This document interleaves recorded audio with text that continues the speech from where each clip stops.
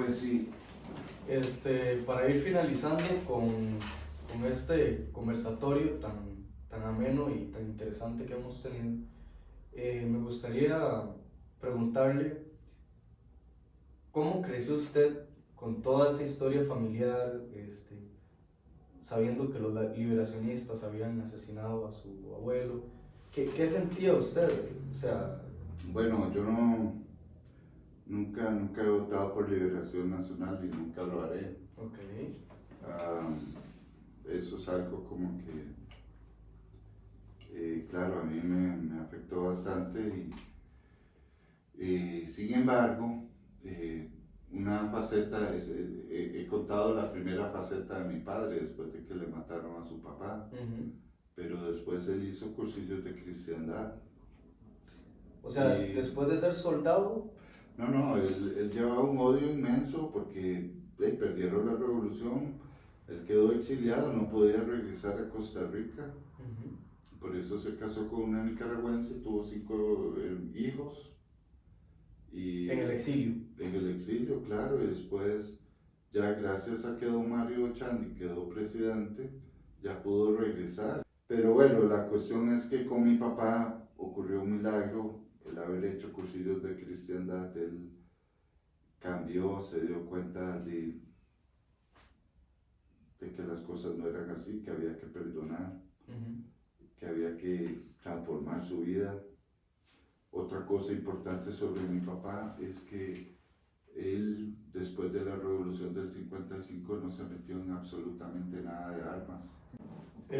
Don Rodolfo, y usted me comentaba que usted quiso también seguir los pasos de su papá, de ser militar. Claro, por supuesto, porque como les comentaba, mi papá se casó con mi mamá después de quedar viudo, tuvo 3 hijos, entonces cuando yo tenía 4 años él murió de un ataque al corazón, entonces para mí ha sido muy difícil, o fue muy difícil todo lo que es la niñez, la adolescencia, y yo quería ser como mi papá, pero veía a aquel que inició una revolución en Costa Rica, que participó en toda esa parte, en la parte militar, y yo quería ser militar, y en Costa Rica en el tiempo de Luis Alberto Monjes, debido a los conflictos armados y las posibilidades de que el ejército de sandinista nos invadiera, y se creó la OPEN, la Organización para Emergencias Nacionales, en la cual me inscribí y entrenábamos los sábados, casi una vez por semana. Eso... ¿Cómo era el uniforme que ustedes portaban? No dieron uniforme. O sea, ustedes nada más iban voluntariamente. Íbamos voluntariamente y todos de civil y marchábamos, hacíamos orden cerrado, practicábamos con el Garand M1 y el otro que vos me comentaste, que era más liviano el otro. Sí, era más chiquitito. Sí. Y entonces, esta OPEN, creada por Luis Alberto Monge, fue una organización de voluntarios, como usted, que querían luchar debido a una invasión. La posibilidad de que Nicaragua o los sandinistas nos invadieran. Ahora, lo que pasa, y no estoy tan seguro que haya sido don Luis Alberto Monge el que la fundara o la creara, en eso sí no sé quién la creó. Tal vez fueron los mismos Estados Unidos que propusieron esa idea de crearla para apoyarlo, porque yo creo que ellos la financiaron, no estoy seguro tampoco. Pero fue algo muy liviano, en realidad el entrenamiento que recibimos era básico. El básico. Era básico, pero la cuestión era la intención en lo que yo quería ser, un militar supuestamente como mi papá.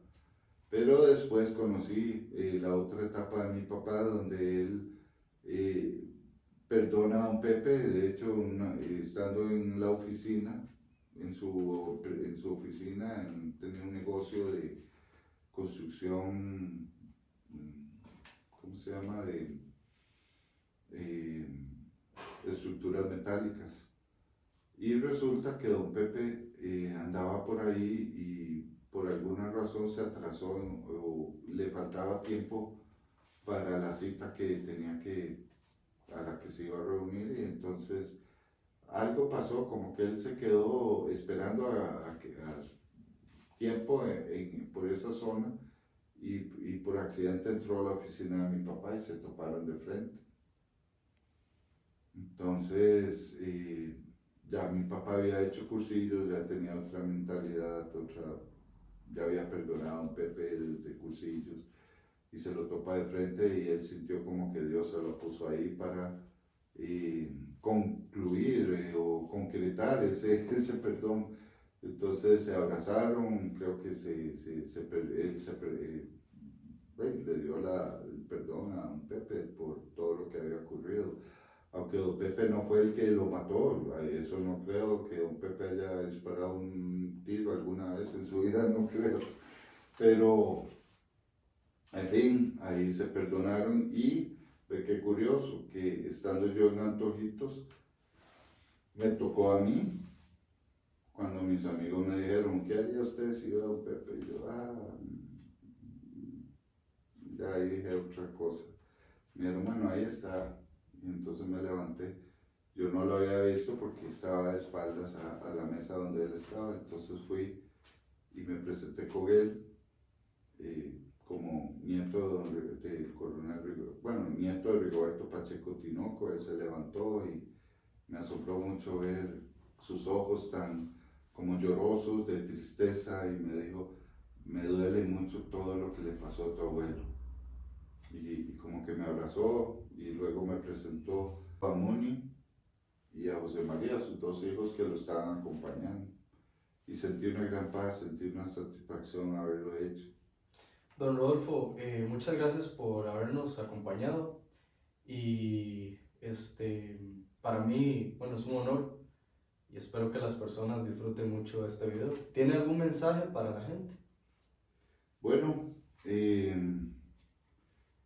creo que estamos pasando momentos muy difíciles en cuanto a los partidos, la democracia en sí, muchas otras cosas. Creo que tenemos que pensar más en todo lo que hacemos. Yo te había comentado a vos de que lo único que creo es que le pongamos fin a la lucha y ese fin es la paz, porque las luchas sin fin no llevan a nada. Por ahí anda el asunto y también comentaba, porque yo fui el que organicé, o bueno, el de la propuesta, en realidad fueron muchas personas muy talentosas que sin ellas no se hubiera podido hacer esa conmemoración por los 50 años que se cumplieron del 55 al 2005, en la que me apoyó don Rodrigo Carazo y don Roberto Well y la parte don Eduardo Mora Valverde, el hermano de don Manuel. Ahí estuvieron los tres grupos. Yo creo que por ser nieto de don Rigoberto Pacheco Tinoco, los tres grupos de excombatientes me aceptaron esa propuesta de unirnos para conmemorar esos 50 años y sobre todo celebrar que en 50 años se ha dado una paz, que se ha dado una paz y que se estaba perdiendo.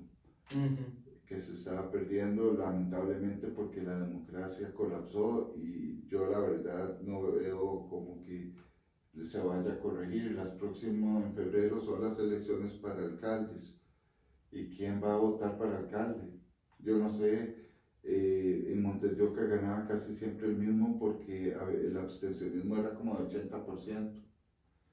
¿Por qué las separaron y hacen cosas que en vez de buscar una forma de unirlas para, no sé, pero en fin, el asunto es que se están eligiendo personas en puestos muy importantes en las alcaldías y por un grupo pequeño, porque la gran mayoría no siente la necesidad o no conoce quiénes son esas personas que se están proponiendo.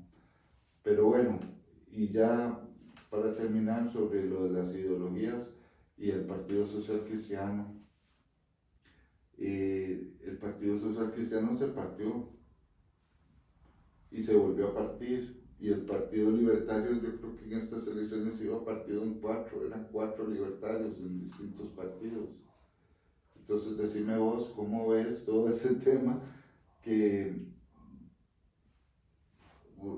eso es una pesadilla, las elecciones, los debates, todo.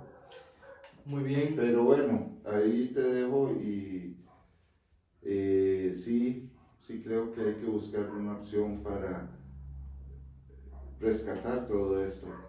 Pero gracias, quédate. Y ha sido un honor y sí, eso que has dicho es muy cierto.